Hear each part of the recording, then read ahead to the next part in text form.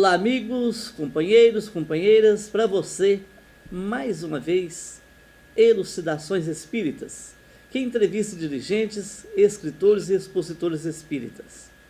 Hoje nós vamos até a cidade de Bauru, estado de São Paulo. Vamos estar falando com um grande escritor, um trabalhador da doutrina, com 60 livros publicados, que é Richard Simonetti. E com um tema também muito importante para todos nós, com o tema Amor e Provação, é o nome de um livro que ele está lançando agora. Recentemente ele já lançou esse livro. E antes de nós iniciarmos, nós vamos agradecer a Deus, a Jesus, os benfeitores espirituais, para estar ao nosso lado e também ao lado de você e da sua casa, você internauta, que você possa receber todas as bênçãos e todas as luzes. Richard Simonetti, seja bem-vindo no programa Elucidações Espíritas, TV Cidadania, Canal 7 Uberlândia e também pelo YouTube. Seja bem-vindo. Tudo bem, Richard? Tudo bem, irmão. Prazer, estamos aí conversando novamente, né? Há muito tempo que eu não vou a Uberlândia. Pelo menos é um prazer conversar à distância mesmo, não usando essa maravilha tecnológica que é hoje a televisão, com essas possibilidades todas, né? Muito bem, o Richard Simonetti é diretor, presidente do Centro Espírita Amor e Caridade na cidade de Bauru. O tema Amor e Provação, eu faço a primeira pergunta. O amor tem provação? Existe amor sem provação, Richard? Não, o Amor de Provação é um título do meu livro mais recente que está sendo lançado neste mês. Na verdade é uma história baseada numa manifestação que há no livro O Céu e o Inferno, na segunda parte, a manifestação de um espírito que fala de um romance que houve e que levou, inclusive, o casal ao suicídio, né? Isso está no livro, na segunda parte, quando Kardec trata de problemas relacionados com o suicídio.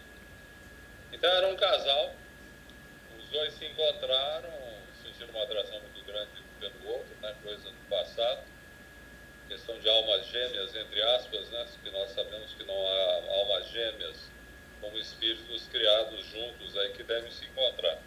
Mas os dois tinham uma afinidade muito grande no passado, só que ela era casada com um amigo dele. Então ficou uma situação constrangedora, porque ele era apaixonado pela jovem, ela por ele, mas ela casada e casada justamente com um amigo do rapaz. E ele, para tentar fugir a essa situação, até esquecer esse romance, ele casou-se também. Mas mesmo se casando, ele continuou apaixonado pela jovem e ela por ele, e ficou uma situação muito constrangedora. E nós tivemos ali um romance assim, tipo trágico de século XIX, né? Porque a história se passa no século XIX. Então os dois chegaram à conclusão de que já que eles não podiam realizar aquele amor que havia entre eles, em face do fato dela ser casada e ela respeitar inclusive o marido, eles tiveram uma decisão realmente estranha, resolveram se matar os dois. Então os dois partem para o suicídio, deixaram uma carta para o marido dela, explicando por que estavam se suicidando e pedindo até que pudessem ser sepultados juntos, mesmo na mesma sepultura. O marido concordou e eles se mataram e os dois foram sepultados juntos. Quer dizer, é uma história, parece história da carochinha, né, mano? Um negócio assim incrível, mas história típica do século XIX, né? Um século de romantismo, de amores que levam ao suicídio, né? Nós sabemos que era muito comum naquela época o cidadão se matar por amor não correspondido. E aí foi um amor não realizado. Então eles acabaram se matando os dois. E Kardec registra, inclusive, a manifestação de um deles explicando o que tinha acontecido, contando a história. Se não estivesse no livro e não tivéssemos o testemunho de Kardec, a gente até duvidaria, né? Porque é uma história realmente estranha de um casal se matar porque não conseguiu realizar o amor e os dois não cometeram adultério, né? É uma coisa interessante. Eu achei muito interessante essa história e resolvi trazê-la para a nossa época, escrevendo um romance a respeito. Só que, trazendo para a nossa época, já não dava para se ter essa sequência, porque hoje você não vê uma situação dessa natureza, né? Um casal que não pode realizar o seu amor porque ela é casada. Hoje o adultério é muito comum acontecer, as pessoas, parece que os laços são mais frouxos, as pessoas não levam tanto a sério os compromissos conjugais, E muito menos um casal se mata por amor. Né? Então eu tive que mudar a história. Ela foi mudada, um trecho é diferente, embora a origem da história seja a mesma, há outros personagens. Mas aí eu procuro destacar, Mauro, no livro, o próprio título está dizendo, aliás, o título remete ao tema do livro, que é um amor não realizável. Né? Um casal que se encontra aqui na Terra, os dois têm um carinho muito grande pelo outro, mas acontecendo também que ela era casada, os dois não podem se casar, e eu apresento o amor de provação como sendo a consequência de uma inconsequência do passado. Quer dizer, espíritos que muitas vezes não levam a sério os seus compromissos conjugais, deixando-se envolver por um amor muito intenso, e às vezes simplesmente por uma paixão, numa existência futura, eles podem se ver na contingência de uma situação parecida com essa, como uma provação, alguma coisa que eles pedem para passar, até por uma questão de disciplinamento de suas emoções, de seus sentimentos. Quer dizer, o livro gira em torno dessa história principal, naturalmente com histórias paralelas, né? Um desenvolvimento diferente daquela história anterior. E é uma história que se passa no século XXI, não no século XIX. Richard, você com toda a experiência de vida, estudioso da doutrina, grande escritor, você falou das almas gêmeas. Tem tanta gente sonhando com almas gêmeas aí, quer encontrar sua alma gêmeas. Isso aí é uma ilusão, então? O Espiritismo nos deixa bem claro, Kardec comenta inclusive a respeito do assunto, que almas gêmeas, como espíritos que foram criados juntos para se encontrarem, se reunirem, isso não existe, né? Nós não somos criados aos pares. Nós evoluímos isoladamente, quer dizer, embora em conjunto, mas nós não dependemos de alguém para a nossa evolução. O que há são as chamadas famílias espirituais, que são espíritos que se reúnem, que formam grandes aglomeramentos, às vezes, de espíritos que se amparam, se auxiliam, se afinizam ao longo de várias existências, formando essas chamadas famílias espirituais. E dentro das famílias espirituais, você pode ter, de repente, aquele espírito com o qual tenha mais afinidade, né? Uma ligação mais intensa. Então, entre aspas, eu posso dizer, não, na minha família espiritual eu tenho a minha alma gêmea, aquele espírito com o qual eu tenho uma afinidade maior, alma gêmea no sentido de haver essa afinidade, e não por nós termos sido criados juntos, né? Seria por aí. Richard, voltando a falar da sua experiência, os casamentos, hoje o tempo máximo chega a 15 anos, a 18 anos. Por que isso vem ocorrendo? Falta de tolerância? Você está sendo otimista. Você está sendo otimista. Otimista demais. As estatísticas dizem que metade dos casamentos acabam até o 7º ano. Né? 7º ano. O que acontece é que hoje, nesse tempo de liberdade sexual, confundida com libertinagem, em que os namoros começam no motel, infelizmente as pessoas colocam o carro adiante dos bois. Então hoje começa-se o namoro pelo sexo. Quando o sexo deve ser apenas a parte do amor e não a parte mais importante. Então o que acontece? Casal jovem, os dois bonitos, cheios de vida, de vitalidade, se encontram, se sentem atraídos, partem para a comunhão sexual, que desenvolve uma grande paixão, acabam apaixonados. A paixão é uma coisa instintiva, né? Paixão é a coisa carnal, digamos assim, é a satisfação sexual. O amor é desejar o bem da pessoa e não simplesmente desejar a pessoa. Eu sempre digo que o amor situa-se no domínio dos instintos, ele procura apenas a autoafirmação, o prazer a qualquer preço. Agora, a paixão é assim, o amor não, o amor ele se baseia no sentimento e se realiza no bem que possa estender ao ser amado. Então é completamente diferente. Como os casamentos, de um modo geral, eles são inspirados na paixão, quando termina a paixão e termina a lua de mel, né? Esgota-se a paixão, termina a lua de mel, quando um casal começa a enfrentar as dificuldades do dia a dia, os problemas relacionados com filhos, com finanças, então os dois começam a sentir que o encaixe não está bem realizado, que não está dando certo, daí o casamento acaba. Né? Porque não foi um casamento inspirado no legítimo amor, foi um casamento inspirado na paixão, como acontece na maior parte dos casamentos. Por isso que os casamentos acabam quando acaba a paixão. Richard, um casal que convivem aí 25 anos, 30 anos, ou até vão desencarnar convivendo juntos, existe ali no seio, no lar, uma expiação e uma provação em conjunto, né?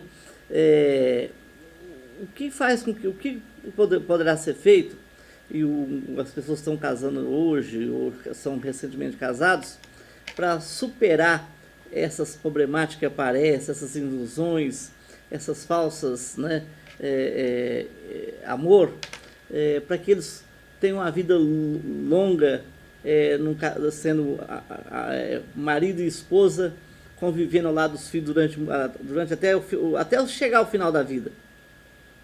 O problema do casamento é que as pessoas partem para o casamento e querem continuar solteiros. Então, nós somos orientados pelo egoísmo. A Terra é um planeta de provas e expiações, onde o móvel das ações humanas é o egoísmo. É o conjugar o verbo de nossas ações na primeira pessoa do singular. Eu quero, eu posso, eu faço, eu aconteço. Tudo envolvendo o eu. E quando você casa, você tem que mudar de pessoa na conjugação do verbo de suas ações. Você tem que partir para a primeira pessoa do plural, nós. Então, nós queremos, nós podemos, nós fazemos. Porque daí você não pode pensar em si apenas, você tem que pensar na família. Agora, se o cidadão vai para o casamento e ele quer ficar solteiro, ele continua conjugando o verbo na primeira pessoa, não dá certo, não há acerto, não consegue se harmonizar nem com a esposa nem com os filhos, porque o egoísmo prevalece. E daí surgem as divergências, brigas, discussões, que acabam se acentuando de tal forma que o casamento se torna inviável. E há muita falta de diálogo também, né, Mauro? Eu me lembro de um dramaturgo inglês que ele se apaixonou por uma jovem e foi pedi-la em casamento, mas ele não usou a fórmula tradicional. Você me daria a honra de casar-se comigo, né? Ele virou-se para a jovem e falou simplesmente: você gostaria de passar os próximos 40 anos conversando comigo? Verdade. Quer dizer, que é o casamento, é um diálogo para a vida toda. Quando o casal perde o gosto pela conversa, a afetividade logo vai embora, não tem dúvida nenhuma. Então, a gente nota os casais perdem o gosto de conversar, daí no amor de suporte. Tem que conversar.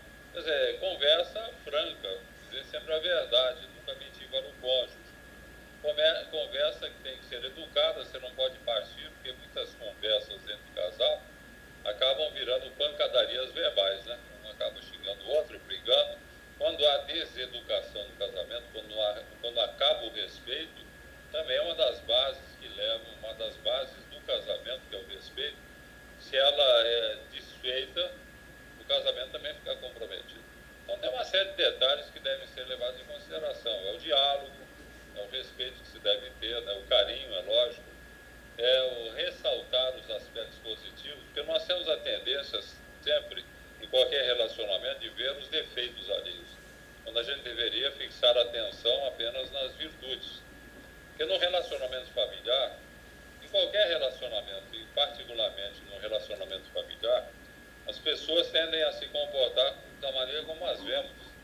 Identificar pequenas virtudes é uma forma de desenvolvê-las. Se você fica apontando mazelas e imperfeições, é a melhor maneira de exacerbá-las, né? Então a discussão acaba vivendo pancadaria verbal, não há respeito, não há tolerância, não há compreensão, então o casamento acaba por isso. E depois a pessoa fala assim: meu karma, né? Estou enfrentando o karma. Não é karma. No casamento você não precisa se transformar num karma, numa cruz que você vai carregar. Depende de você saber lidar com o casamento, tendo o respeito devido, né? O carinho pelo cônjuge, cultivar o diálogo.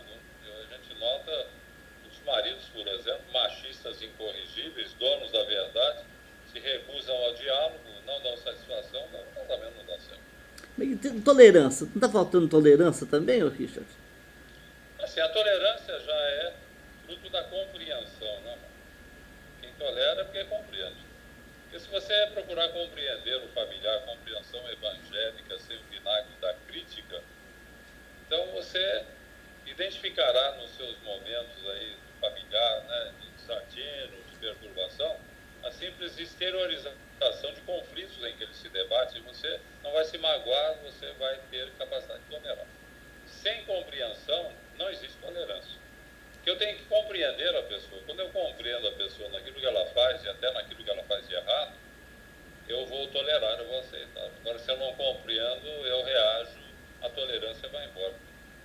diria que uma das bases do casamento é realmente a compreensão. Se você compreender, você tolera, vai aceitar. Porque daí a compreensão, inclusive, é a virtude, é a capacidade de você reconhecer as virtudes e os defeitos alheios, né? Você vai saber conviver com isso. Richard, me parece que precisa também ter uma autocrítica, ambos têm que ter uma autocrítica, porque geralmente um fala assim, só o outro que é errado, só o outro que é errado, não preocupa com o sentimento do outro. Falta isso também no casal, não é isso? Claro, a autocrítica é fundamental, não apenas no relacionamento familiar, mas no relacionamento de um modo geral, né? Essa autocrítica, na verdade, seria a capacidade que nós deveríamos desenvolver de nos autoanalisarmos frequentemente. Aliás, Santo Agostinho, na questão 919 do Livro dos Espíritos, ele diz que nós devemos fazer essa reflexão diariamente. Diariamente nós temos que nos submeter ao tribunal da nossa consciência, analisar o que você fez durante o dia, o que fez de certo e de errado, corrigir o que está de errado, insistir naquilo que fez de acertado. E Agostinho fala de uma coisa que eu acho muito importante. Ele diz que nós tendemos a ser severos com os outros e indulgentes conosco. Ele diz o seguinte, não, você tem que inverter. Você tem que ser indulgente com os outros e severo consigo mesmo. Porque se eu não aprender a me autoanalisar e a reconhecer as minhas fraquezas e reconhecer que eu tenho que combatê-las, você vive a vida toda e não muda nada. Se a pessoa não cultivar a reflexão, ela não muda. Porque nós só mudamos quando começamos a reconhecer as nossas fraquezas, olhando para dentro de nós mesmos. Você não reconhece, não tem jeito. Eu vejo muito isso, Mauro, numa questão relacionada com vícios. Às vezes a gente é procurado no centro por uma mãe, por exemplo, que ela está muito preocupada com o filho. O filho é drogado, né? Está viciado em drogas. Ela quer perguntar como é que a gente pode ajudá-la e ajudar o filho. Eu sempre pergunto o seguinte, ele quer largar as drogas? Ah, não, ele não quer, ele diz que não tem problema, que ele não tem nada, que ele não é viciado. Não, a gente que fica falando, mas ele não é viciado. Então pouco você poderá fazer por essa pessoa. E se ele não reconhece que ele tem problema, como é que você vai ajudar? O mesmo é nessa questão da reflexão, né, da autoanálise. Se você não se autoanalisa, não reconhece que você tem problemas que devem ser superados, você vai ficar nos problemas o resto da vida e não vai mudar nada. Eu lembro com a orientação espírita que não há retrocesso no processo evolutivo. Nós não retrogradamos, mas estacionamos. Eu digo que uma boa parcela da humanidade está estacionária na Terra. O cidadão encarna e desencarna do mesmo tamanho. Ele não evoluiu. Ele não evoluiu por quê? Porque ele não reconheceu a necessidade de evoluir.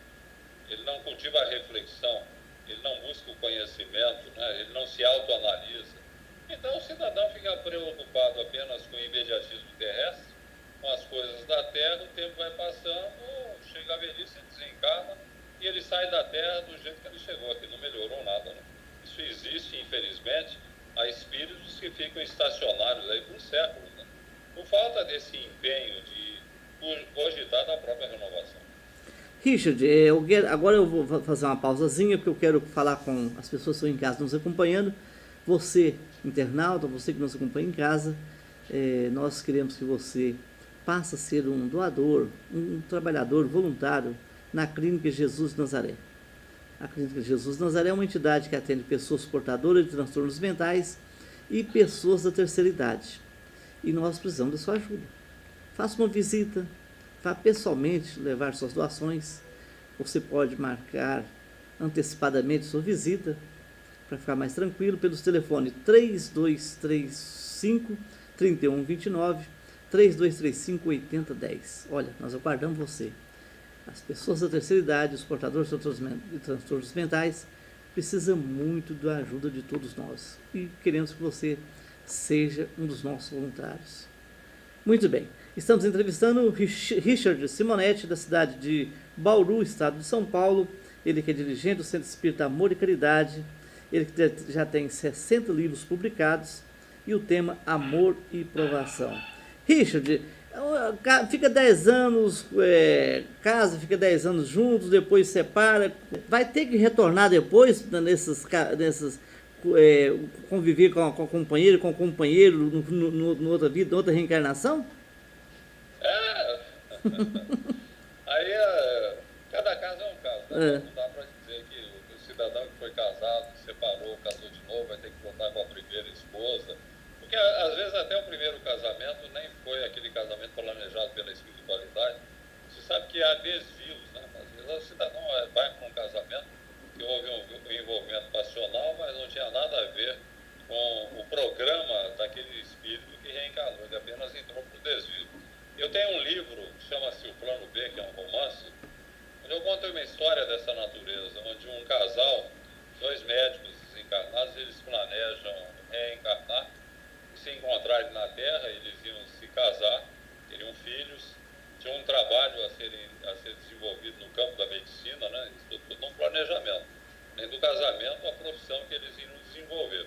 E ele veio na frente, ela reencarnou uns 4 anos depois, e o tempo foi passando, eles deveriam se reencontrar aqui na Terra depois de formados, mas ela na adolescência, né, 17, 18 anos, ela começando a chegar na idade adulta, ela na escola se apaixonou por um professor que não era aquele que seria o seu companheiro, e ela acabou iniciando um romance com esse professor, atraída por ele, né, questão passional, acabou ficando grávida, e grávida ela se casou, em princípio apaixonada por ele, casou, teve o primeiro filho, o segundo filho, quer dizer, uma família constituída, um rapaz muito bom, muito generoso, cuidando muito bem dela, mas daí, com o passar do tempo, ela não pôde estudar mais, né, teve que desistir da medicina, já foi um desvio aí, e com o passar do tempo, aquele que seria o seu marido apareceu, né, em condição de médico, até para atender a sua família. E daí nós podemos imaginar duas almas afins, ela sentiu uma atração muito grande por ele, né? Um carinho muito especial, isso foi recíproco. Daí criou um problema sério. E daí você pensa assim, e qual seria a atitude ideal da parte dela? Largar o marido e ir embora com o homem da sua vida ou ficar com o marido? Aí eu questiono no próprio livro uma situação dessa natureza, e a minha ideia é o seguinte, embora o primeiro casamento não tenha sido planejado, às vezes há compromissos que se sobrepõem. Na verdade, naquele momento, ela estava casada, ela tinha 2 filhos, então o compromisso dela, por orientação dela própria, né, por decisão dela própria, passou a ser o primeiro casamento. Ela não podia largar o marido com 2 filhos para ir embora com o homem da sua vida. O André Luiz diz uma coisa que eu acho muito importante, que jamais será feliz alguém em cima da infelicidade alheia. Se só é deixar família e filhos para ir embora com a mulher de sua vida, o homem de sua vida, você está gerando infelicidade. Às vezes os dois são casados, abandonam as respectivas famílias, gerando infelicidade para cônjuge e filhos, vai responder por isso. Quero dizer que numa existência futura vai ter que casar de novo, isso daí, a coisa não funciona assim. Mesmo porque nós temos casamentos aí que o cidadão foi casado 5, 6 vezes, né, amor? Como é que vai? Ele vai se reencontrar com as 5, 6 esposas? Não é por aí, a coisa não funciona por aí. Mas quando há uma programação que é feita, os dois vão se encontrar e tem uma aprovação em comum, ou tem uma expiação, ou tem um programa qualquer, e de repente eles entram para o desvio, aí sim, é bem provável que numa próxima existência eles se reencontrem, terão que refazer a ligação e terão que corrigir o rumo da sua vida. Então, na verdade, cada caso é um caso. Não dá para você analisar assim, genericamente, todas essas situações, dizendo, abandonou a esposa e filhos, vai ter que ficar com ela na próxima vida. Não é bem assim que a coisa funciona. Às vezes até porque a esposa que foi abandonada não vai ter interesse em ter o cidadão ao seu lado de novo numa nova existência. Não tem isso também. Muito bem. Richard, essa instituição chamada família é uma coisa meio complicada. No caso no plano espiritual, ele teve casou 2 vezes aqui, né? Com quem ele vai ficar aproximar dela no plano espiritual, ela dele no plano espiritual ao desencarnar? Quem será? Vai ficar com aquele... Com nenhuma delas. O cidadão vai casar 3 vezes por ano. Ele vai ficar com aquele cônjuge em relação ao qual ele tem uma finalidade, uma afinidade maior. Porque o cidadão pode ser casado 3 vezes, casou a primeira vez, viveu muito bem com a mulher, a esposa faleceu. Casa a segunda vez, vive muito bem com a esposa, casamento perfeito, ela falece. Casa a terceira vez. Então, o falecimento das esposas aconteceu naturalmente, por processo kármico delas, né? Alguma coisa aconteceu, mas ele viveu bem com as três. Vai ficar com quem? Vai ficar com aquele cônjuge em relação ao qual, aquela esposa, em relação à qual ele tenha uma afinidade maior. Desde que ambos se habilitem a viver no mesmo plano, tem isso também, né? Porque às vezes nós temos espíritos que se encontram na Terra e que casam, orientados em princípio pela paixão, né? A paixão transforma, consegue misturar vinagre e vinho. Mas no plano espiritual vão ficar juntos aqueles que realmente olharam na mesma direção, que tiveram os mesmos ideais, que cultivaram os mesmos valores. Você vê essa questão de morar lá em cidades como o nosso lado, né? A Shangri-La espírita, onde todos são felizes para sempre. Vamos viver em Shangri-La. Você vai ver se os dois tiverem méritos para isso. Senão, um vai num plano, outro vai no outro. Então, depende muito da condição dos próprios cônjuges. Muito bem, hoje nós falamos com Richard Simonetti, ele que é um grande escritor, um escritor conceituado na doutrina espírita, com muitos conhecimentos. Richard, seus livros, onde localizá-los? Como localizá-los? O livro é da editora SEAC, né? O Amor de Provação, está sendo lançado para o Brasil todo, né? Desde que as livrarias, clubes do livro, o endereço SEAC Editora, Bauru, né? Só colocar. As livrarias, de modo geral, têm o endereço. E nós estaremos fazendo um trabalho interessante, Mauro, agora no dia 25 de junho. Teremos o lançamento desse livro lá no Shopping Norte, na livraria Saraiva, no dia 25 às 16 horas. Já tem um convite para o pessoal que porventura esteja ouvindo o programa e mora em São Paulo ou na Grande São Paulo. Então será no dia 25 de junho, às 16 horas, lá no Shopping Norte. O pessoal de São Paulo sabe bem onde fica. Shopping Norte, na livraria Saraiva. Teremos uma palestrinha lá sobre o assunto. E então o lançamento do livro com a tarde de autógrafos. Estaremos a tarde toda lá fazendo autógrafos. Muito bem. Bom, você que nos acompanhou em casa, nós conseguimos, graças a Deus, né, fazer uma entrevista com Richard Simonetti. Ele tem muitas ocupações e é um excelente escritor. Para nós é uma honra muito grande receber aqui no programa da TV Cidadania, programa Ilustrações Espírita, e também vai para o YouTube depois. Richard, fique com Deus, muita saúde para você e toda a sua família. Prazer nosso, foi um prazer participar do programa e sucesso para vocês. Um abraço. Boa noite. Então tá, olha, semana que vem a gente retorna. Fique com Deus e um forte abraço.